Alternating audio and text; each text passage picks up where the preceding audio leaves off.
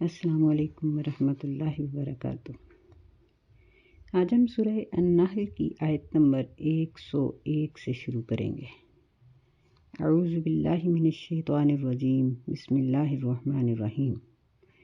وَإِذَا بَدَّلْنَا آیَةً مَّكَانَ آیَةٍ، اور جب ہم بدل دیتے ہیں آیت کو آیت کی جگہ پر، وَاللَّهُ أَعْلَمُ بِمَا يُنَزِّلُ، اور اللہ تعالیٰ خوب اچھی طرح جانتا ہے کہ وہ کیا نازل کرے۔ قالوا انما انت مفتر، تو مشرک کہتے ہیں کہ بے شک تو خود بنانے والا ہے۔ بل اکثرهم لا يعلمون، بلکہ ان میں سے اکثر نہیں جانتے۔ اس سورہ مبارکہ میں اللہ تعالیٰ نے اپنی وحدانیت اور اپنی قدرت کی اور اپنی کائنات کی تخلیق کی بہت سی چیزوں کا تذکرہ کیا، اور مشرکین کے شرک کا تذکرہ کیا، اور پھر ان کے ایک اعتراض کا جواب دیا۔ مشرکین جہاں بہت سے اعتراض کرتے تھے، ان میں سے ایک اعتراض ان کا یہ بھی تھا کہ جس طرح موسیٰ علیہ السلام کو لاٹھی ملی اور یعنی مختلف پیغمبروں کو مختلف معجزات ملے، سیدنا عیسیٰ علیہ السلام کو اللہ تعالیٰ نے دست شفا دیا کہ وہ ہاتھ پھیرتے تھے تو شفا ہو جاتی تھی، تو اس طرح کے اور مزید معجزے بھی دیے۔ تو آپ کو کون سا معجزہ ملا؟ تو اللہ تعالیٰ نے اس آیت میں ان کے اس اعتراض کا جواب دیا۔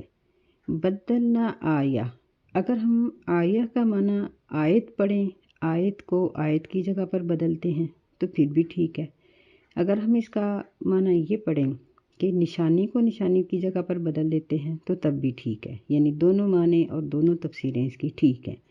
دونوں صورتوں میں ہی مشرکین کے اعتراض کا جواب ہے کہ اگر ہم اس کو آیت پڑھتے ہیں تو پھر اس کا مطلب یہ ہوگا کہ اللہ تعالیٰ پہلے ایک حکم دیتے ہیں جس میں نرمی ہوتی ہے، پھر جب مسلمان اس کے عادی ہو جاتے تھے تو پھر اس سے اگلا سٹیپ لیا جاتا تھا، پھر اس سے اگلا، اور بعض مرتبہ یعنی دوسری دفعہ میں یا تیسری دفعہ میں حتمی حکم نازل ہو جاتا تھا، جس طرح شراب کے بارے میں کہ وہ لوگ شراب کے رسیہ تھے، اگر ان کو یکدم کہہ دیا جاتا کہ شراب مت پیو تو وہ شاید نہ مان سکتے، مشکل ہوتا۔ اللہ تعالیٰ نے پہلے یہ بات فرمائی کہ اس کا نفع تو ہے، باقاعدہ ایک کاروبار ہے شراب، لیکن اس کا نقصان زیادہ ہے۔ پھر فرمایا کہ جب نشے کی حالت میں ہو تو نماز کے قریب نہ جایا کرو۔ پھر تیسرے سٹیپ پر اللہ تعالیٰ نے حتمی حکم اتار دیا کہ شراب، جوا، بت پرستی، تیروں سے قسمت معلوم کرنا، یہ چیزیں فسق ہیں، شیطانی کام ہیں اور حرام ہیں۔ تو مشرکین یہ کہتے تھے کہ کبھی کچھ کہتے ہو کبھی کچھ، حالانکہ دیکھا جائے تو یہ شراب کے بارے میں ہی اگر ہم دیکھیں تو تینوں حکم ایک دوسرے کی تائید ہی کر رہے ہیں کہ جب فرمایا کہ اس کا نقصان زیادہ ہے تو اگلے سٹیپ پر فرمایا کہ نشے میں نماز کے پاس نہ جاؤ، تو وہ نقصان والی بات ختم تو نہیں ہو گئی، وہ تو جاری ہے۔ ایسے ہی جب کہا کہ یہ حرام ہے تو پھر بھی نقصان والی بات وہ بھی جاری ہے، نشے میں نماز کے قریب نہ جانا وہ بھی حکم جاری ہے، تو اس میں نفی تو نہیں ہوتی۔ تو اس طرح اللہ تعالیٰ نے بہت سے احکامات مسلمانوں کے اوپر سٹیپ بائی سٹیپ نازل کیے، جیسے نماز ہی ہے کہ پہلے یہ 2 رکعت فرض تھی اور پھر یہ 5 اوقات میں 2 رکعت فرض ہو گئی، پھر مدینہ آنے کے بعد اس کو بدل دیا گیا اور مسافر کے لیے 2 رکعت اور مقیم کے لیے 4 رکعت قائم کر دی گئی۔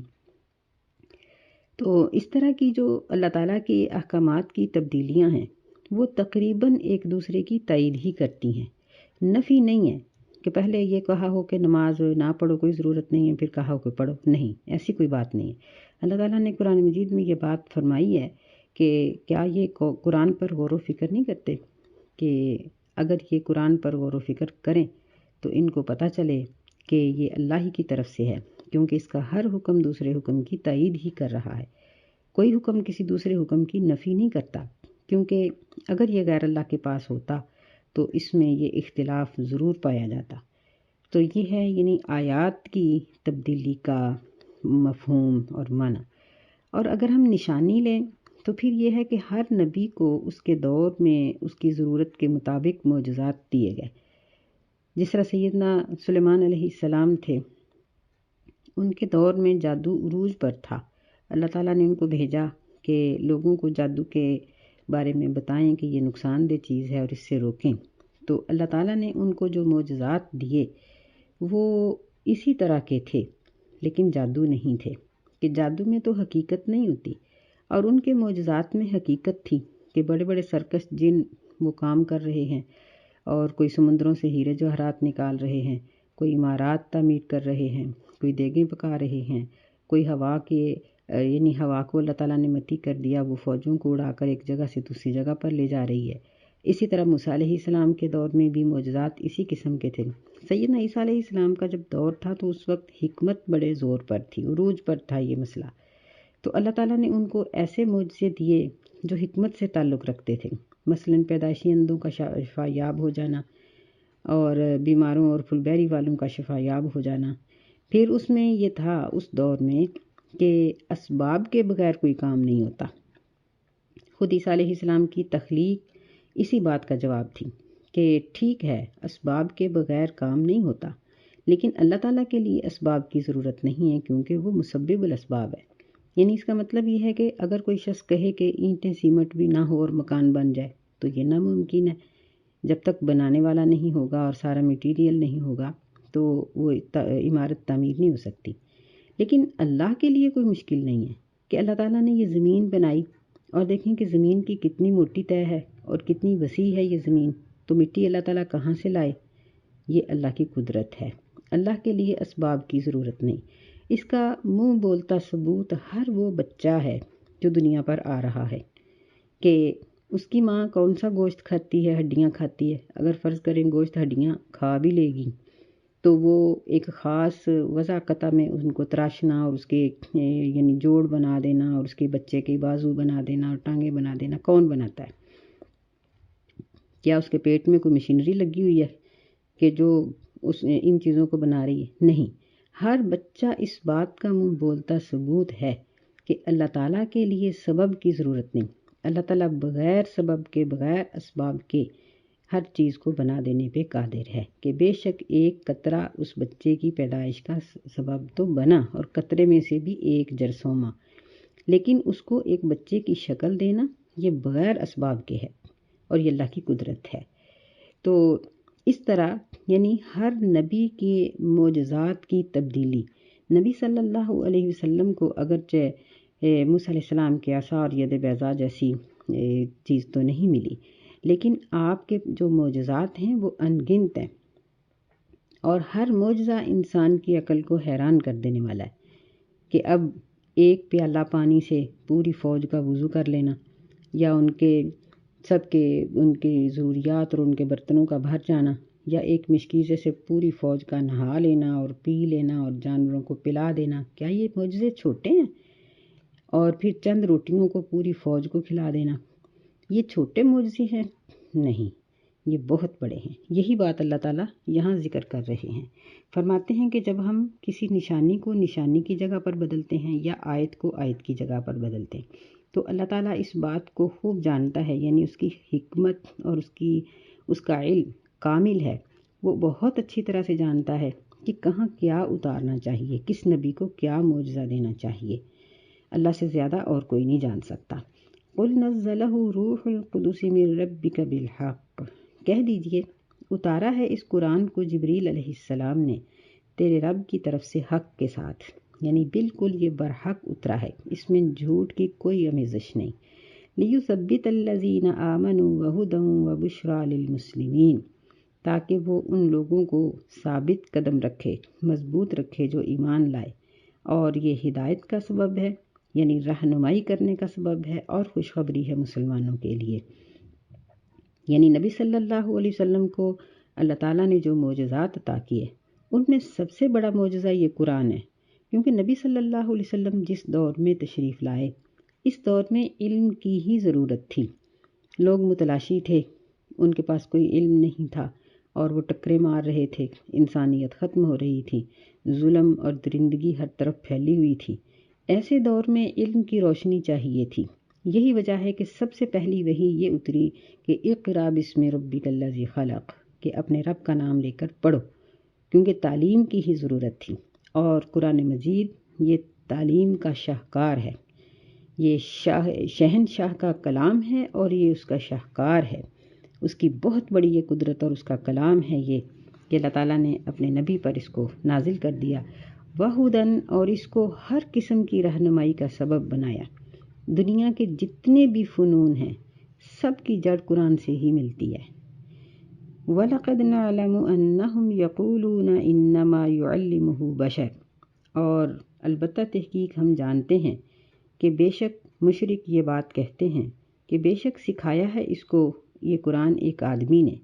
لسان الذی یلحدون الیہ اعجمی، اس شخص کی زبان جس کی طرف وہ یلحدون اشارہ کرتے ہیں وہ تو غیر عربی ہے۔ وہذا لسان عربی مبین، اور یہ قرآن خالص اور واضح قسم کی عربی زبان میں ہے۔ مشرکین کے یہ بھی ایک اعتراض کا جواب ہے۔ وہ نبی علیہ السلام کو کہتے تھے کہ یہ کہیں سے سیکھ کے آتا ہے، کیونکہ نبی صلی اللہ علیہ وسلم پڑھے ہوئے نہیں تھے۔ سب پورا مکہ جانتا تھا کہ یہ امی ہیں، اور بلکہ پورا مکہ ہی امی تھا، سب ہی لوگ ان پڑھ تھے۔ وہ پڑھنا، کسی کے شاگرد بننا اپنی توہین سمجھتے تھے۔ تو نبی علیہ السلام پر جو یہ اعتراض کرتے تھے تو اللہ نے اس کا جواب دیا۔ یہاں اللہ تعالیٰ نے لسان الذی یلحدون الیہ کہہ کر بات کی ہے، اس شخص کا نام نہیں ذکر کیا کہ کس شخص کی طرف وہ مشرک اشارہ کرتے تھے کہ یہ اس سے سیکھتا ہے۔ دراصل یہ ایک شخص نہیں تھا، بلکہ ہر ایک کی اپنی، مشرکین کی اپنی ایک رائے تھی۔ کوئی کہتا تھا کہ یہ طائف میں کسی رحمان کے پاس جاتا ہے، کوئی کسی کے پاس، کوئی ایک اور واقعہ بھی ذکر کیا جاتا ہے کہ ایک آدمی کہتا ہے کہ میرے 2 غلام تھے جو یعنی غیر عربی تھے، تو ان کے پاس کوئی کلام تھا جو پڑھتے تھے، یعنی اس قسم کا کلام تھا کہ عرب لوگوں کو تو اس کی سمجھ نہیں آتی تھی، وہ جہاں کے تھے اس زبان میں ہی تھا۔ تو نبی علیہ السلام جب کبھی اس کے پاس سے ان کے پاس سے گزرتے تو ان کو سمجھانے کے لیے یا کسی بھی کام کے لیے 2 منٹ رک جاتے تھے۔ تو ان لوگوں نے یہ کہنا شروع کر دیا کہ یہ ان سے سیکھتے ہیں۔ اصل میں یہ ایک شخص نہیں تھا، بلکہ کئی لوگ تھے جن کے بارے میں لوگوں نے نبی علیہ السلام کو یہ طعن کرنے کی کوشش کی کہ آپ اس سے سیکھ کے آتے ہیں۔ اللہ تعالیٰ نے فرمایا کہ یہ قرآن جس قسم کی عربی زبان اور پھر بڑی فصیح قسم کی زبان میں ہے کہ اہل عرب بھی اس کے بعض الفاظ کے معنی نہیں سمجھ پاتے تھے، اور وہ نبی علیہ السلام سے پوچھتے تھے کہ اللہ کے رسول اس لفظ کا کیا معنی ہے، حالانکہ وہ بہت فصیح عربی رکھتے تھے۔ ان جیسی عربی کوئی اور دوسرا نہیں بول سکتا تھا۔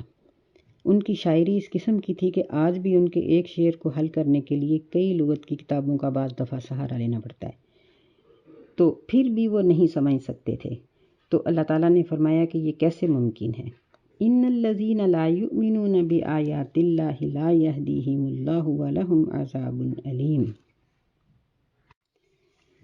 بے شک وہ لوگ جو اللہ کی آیتوں پر ایمان نہیں لاتے، اللہ ان کو ہدایت نہیں دیتا اور ان کے لیے دردناک قسم کا عذاب ہے۔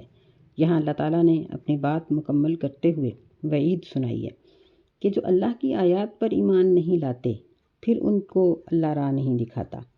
یعنی ایک تو ہوتے نا بھولے بھٹکے، ان کو اللہ تعالیٰ ہدایت دے دیتا ہے۔ اگر کوئی شخص جانتے بوجھتے ہوئے، علم رکھتے ہوئے قرآن اور حدیث کا انکار کرے تو پھر ایسے شخص کو اللہ تعالیٰ ہدایت نہیں دیتا اور ان کے لیے دردناک قسم کا عذاب ہے۔ انما یفتری الکذب الذین لا یؤمنون بآیات اللہ واولئک ھم الکاذبون، بے شک اللہ پر وہ لوگ جھوٹ باندھتے ہیں جو اللہ کی آیتوں پر ایمان نہیں لاتے، اور یہی لوگ ہیں جھوٹ بولنے والے۔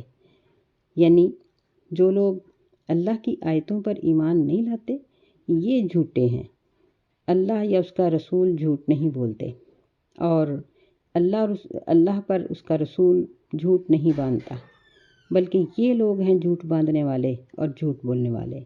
من کفر باللہ من بعد ایمانہ الا من اکرہ وقلبہ مطمئن بالایمان، جو شخص اللہ کے ساتھ کفر کرے ایمان لانے کے بعد، یقین کر لینے کے بعد، سوائے اس شخص کے اکرہ جسے مجبور کر دیا جائے اور اس کا دل مطمئن ہو ایمان کے ساتھ، ولیکن من شرح بالکفر صدرا، اور لیکن جو شخص کفر کے ساتھ اپنا سینہ کھول دے، فعلیہم غضب من اللہ، تو ان کے اوپر اللہ کا غضب ہے، وَلَهُمْ عَذَابٌ عَظِيمٌ، اور ان کے لیے بہت بڑا عذاب ہے۔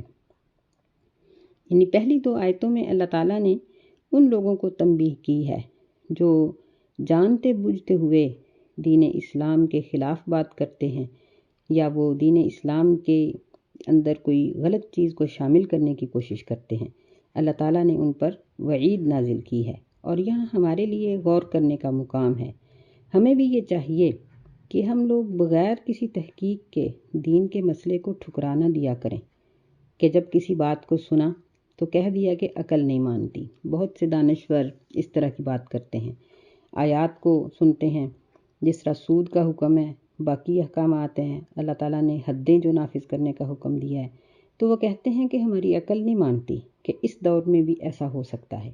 ہماری عقل اس بات کو تسلیم نہیں کرتی کہ آج کل کے دور میں سود کے بغیر ہم اپنے ملک کو چلا سکتے ہیں، یا حدوں کو نافذ کر کے ہم امن قائم کر سکتے ہیں۔ تو جب ایک انسان اپنی عقل کو داخل کر لیتا ہے تو دراصل وہ اندر سے مرتد ہو چکا ہوتا ہے، وہ اللہ کے دین کو ختم کر چکا ہوتا ہے، اس کے دل سے دین نکل چکا ہوتا ہے۔ تو کبھی بھی قرآن اور حدیث کے حکم کو اپنی عقل سے نہیں ناپنا چاہیے، اپنی عقل کے ساتھ کبھی نہیں پرکھنا چاہیے، کیونکہ ہماری عقل ناقص ہے، اور پھر عقل ہر انسان کی ایک جیسی نہیں ہوتی۔ اس لیے دین کو جب بھی ہم سنیں یہ تحقیق ضرور کریں کہ مسئلہ ٹھیک ہے یا نہیں۔ اگر وہ مسئلہ ٹھیک ہو، حدیث صحیح ہو، تو اس کے اوپر برملا ایمان لے آئیں۔ تو اس کے بعد اللہ تعالیٰ نے اس شخص کا ذکر کیا ہے جس کو مجبور کیا جائے، جس طرح جنگی قیدی ہوتے ہیں، یا بعض مسلمان ہوتے ہیں وہ غیر مسلمانوں کے ہتھے چڑھ جاتے ہیں، اور وہ ان کو ایسی ایسی اذیتیں دیتے ہیں، ان کو ٹارچر کرتے ہیں، ان کو ایسے ایسے سیلوں میں بند کر دیتے ہیں، شکنجوں میں کس دیتے ہیں، اور ان کو مجبور کرتے ہیں کہ وہ اللہ اور اس کے رسول کے خلاف بات کہہ دیں۔ تو فرمایا کہ اگر کوئی اس طرح مجبور ہو کر اپنی زبان سے اسلام کے خلاف، اللہ اور اس کے رسول کے خلاف کوئی جملہ کہہ دے، لیکن اس کے دل کے اندر دین کامل ہو اور اس کا دل دین پر مکمل طور پر مطمئن ہو، تو اللہ تعالیٰ اس کو معاف کر دیتے ہیں۔ لیکن جو شخص کفر کو اپنے دل میں جگہ دے دے، وَلَٰكِن مَّن شَرَحَ بِالْكُفْرِ صَدْرًا، کفر کے لیے اپنا سینہ کھول دے، کفر کو قبول کر لے اور دل میں شک لے آئے، تو ایسے لوگوں کے لیے اللہ تعالیٰ کا غضب ہے، اور اللہ کا غضب جس پہ ہو جاتا ہے وہ فلاح نہیں پا سکتا۔ وَلَهُمْ عَذَابٌ عَظِيمٌ، اور دوسرا ان کے لیے بہت بڑا عذاب ہے۔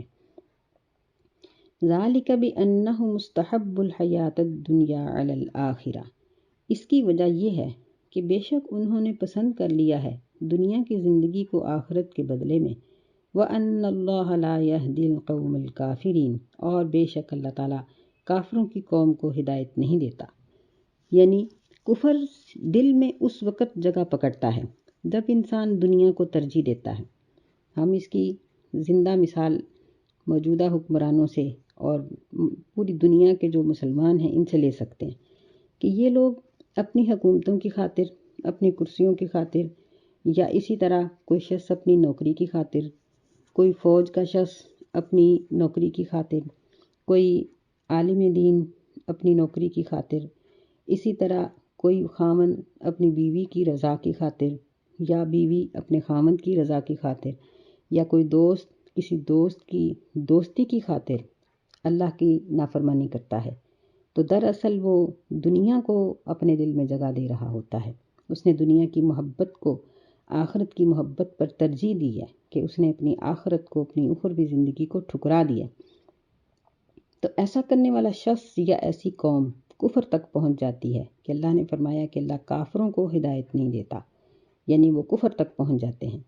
اولئک الذین طبع اللہ علی قلوبہم وسمعہم وابصارہم، یہ ایسے لوگ ہیں کہ اللہ تعالیٰ نے مہر لگا دی ان کے دلوں پر اور ان کے کانوں پر اور ان کی آنکھوں پر۔ وَأُولَئِكَ هُمُ الْغَافِلُونَ، اور یہی لوگ ہیں غافل، یعنی جو کفر کو اپنے دل میں جگہ دے دیتے ہیں تو پھر اللہ ان کے دلوں پر مہر لگا دیتا ہے، سیل کر دیتا ہے۔ اب ان کو ہدایت کی کسی بات کا اثر نہیں ہوتا، نہ وہ قرآن کو پڑھ کے اثر لیتے ہیں، نہ حدیث ان کو مؤثر کرتی ہے، اور یہ غافل ہیں، اور غافلین کا ٹھکانہ بھی جہنم ہے۔ یہاں اللہ تعالیٰ نے کتنی سزائیں سنائی ہیں۔ پہلی سزا یہ ہے کہ ان پر اللہ کا غضب ہے، دوسری کہ ان کے لیے بہت بڑا عذاب ہے، تیسری یہ سنائی کہ اللہ ان کے دلوں کے اوپر مہر ثبت کر دیتا ہے، چوتھی یہ سنائی ہے کہ ان کو غافلین کی صف میں شامل کر دیا جاتا ہے۔ لا جرم انہم فی الآخرۃ ھم الخاسرین، یہ پانچویں سزا۔ لازمی بات ہے کہ بے شک وہ آخرت میں نقصان پانے والوں سے ہیں، یعنی ان کے لیے آخرت میں گھاٹا ہی گھاٹا ہے، کوئی نفع نہیں۔ یہ 5 سزائیں ان لوگوں کے لیے سنائی گئی ہیں جو ایمان اور یقین کے بعد، مسلمان ہونے کے بعد، یا اگر وہ مسلمان نہیں بھی ہیں لیکن ان کے دلوں میں قرآن کی اور حدیث کی صداقت موجود ہے، وہ ان کو سچا سمجھتے ہیں لیکن پھر بھی کفر کے کام کرتے ہیں، تو ان کے لیے یہ 5 سزائیں ہیں۔ اللہ ہمیں محفوظ رکھے۔ ثم ان ربک للذین ہاجروا من بعد ما فتنوا ثم جاہدوا وصبروا، پھر بے شک تیرا رب ان لوگوں کو جنہوں نے ہجرت کی اس کے بعد کہ وہ آزمائشوں میں ڈالے گئے، پھر انہوں نے جہاد کیا اور صبر کیا، ان ربک من بعدها لغفور الرحیم، بے شک تیرا رب اس کے بعد ضرور بخشنے والا، رحم کرنے والا ہے۔ یہاں اللہ تعالیٰ نے ان کا تذکرہ کیا ہے جو ایسے لوگوں کا مقابلہ کرتے ہیں کہ وہ لوگ جنہوں نے چھوڑ دیا، ہجرت کی یا چھوڑ دیا انہوں نے اپنے علاقے کو یا اپنے کاروبار کو، اپنی نوکری کو، اس کے بعد کہ ان کو آزمائش میں ڈالا گیا۔ نبی صلی اللہ علیہ وسلم نے فرمایا کہ مہاجر وہ ہے، حقیقی مہاجر وہ ہے جو ان چیزوں کو چھوڑ دیتا ہے جن چیزوں سے اللہ تعالیٰ نے منع کیا ہے۔ تو اپنے علاقے کی ہجرت یا کاروبار کی ہجرت یا اپنی نوکری کو چھوڑ دینا، یہ چیزیں یہ بھی مسلمان کے لیے ضروری ہیں کہ وہ ایسی جگہ پر نوکری نہ کرے جہاں اس کو نماز نہیں پڑھنے دیتے یا دین کا کام نہیں کرنے دیتے، ایسی جگہ پر نکاح نہ کرے جہاں اس کے لیے اسلام پر عمل کرنا مشکل ہے۔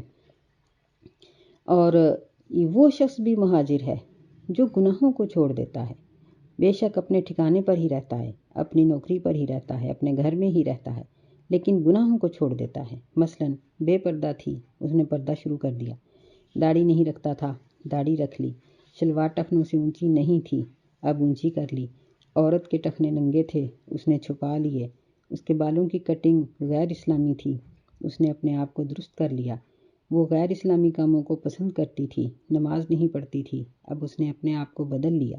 تو یہ سب لوگ مہاجرین میں ہی شامل ہیں، اور ان کے لیے اللہ تعالیٰ کی طرف سے بہت بڑا انعام ہے۔ وہ کیا؟ فرمایا کہ انہوں نے گناہوں کو چھوڑا، ثم جاہدوا، پھر انہوں نے کوشش کی، جہاد کیا یا کوشش کی۔ جہاد میں بھی کافروں کے ساتھ لڑنا یہ سب سے اعلیٰ قسم کا جہاد ہے، اور اپنے نفس سے جہاد کرنا یہ بھی بہت ضروری ہے۔ پھر اپنی اولاد سے، اپنے معاشرے سے، اپنے ماحول سے، اپنے گناہ کا حکم دینے والوں کے ساتھ کوشش کرنا، یہ سب چیزیں جہاد میں آ جاتی ہیں۔ قلم سے جہاد کرنا، زبان سے کرنا، ہتھیاروں کے ساتھ کرنا۔